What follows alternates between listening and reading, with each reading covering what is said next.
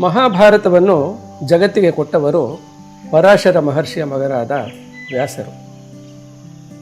ಇವರು ವೇದಗಳನ್ನು 4 ಭಾಗಗಳನ್ನಾಗಿ ವಿಂಗಡಿಸಿದ ಕಾರಣ ಇವರಿಗೆ ವೇದವ್ಯಾಸರು ಎಂಬ ಅನ್ವರ್ಥನಾಮ ಸ್ಥಿರವಾಯಿತು. ವೇದವ್ಯಾಸರು ಈ ಮಹಾಭಾರತ ಕಥೆಯನ್ನು ನಿರೂಪಿಸಲು ಹೊರಟಾಗ ಅದನ್ನು ಕಾವ್ಯ ರೂಪಕ್ಕೆ ತರಲು ಸೃಷ್ಟಿಕರ್ತನಾದ ಬ್ರಹ್ಮನನ್ನು ಪ್ರಾರ್ಥಿಸಿದರು. ಬ್ರಹ್ಮದೇವನು ನೀಡಿದ ಸೂಚನೆಯಂತೆ ವಿದ್ಯಾದಿ ದೇವತೆಯಾದ ಶ್ರೀ ಮಹಾಗಣಪತಿಯನ್ನು ಯಾಚಿಸಿ ತಪಸ್ಸು ಮಾಡತೊಡಗಿದರು. ಇವರ ತಪಸ್ಸಿಗೆ ಮೆಚ್ಚಿದ ಗಣೇಶನು ಪ್ರತ್ಯಕ್ಷನಾದಾಗ ಅವನನ್ನು ಸೂಕ್ತ ರೀತಿಯಲ್ಲಿ ಪೂಜಿಸಿ ಆರಾಧಿಸಿ ಉಪಚರಿಸಿದ ವ್ಯಾಸರು, ಗಣೇಶ, ಲೋಕಹಿತಾರ್ಥಕ್ಕಾಗಿ ನಾನು ಮಹಾಭಾರತ ಕಥೆಯನ್ನು ಹೇಳುತ್ತಾ ಹೋಗುತ್ತೇನೆ. ನೀನು ಅದನ್ನು ಬರೆದುಕೊಳ್ಳಬೇಕೆಂದು ನನ್ನ ಪ್ರಾರ್ಥನೆ.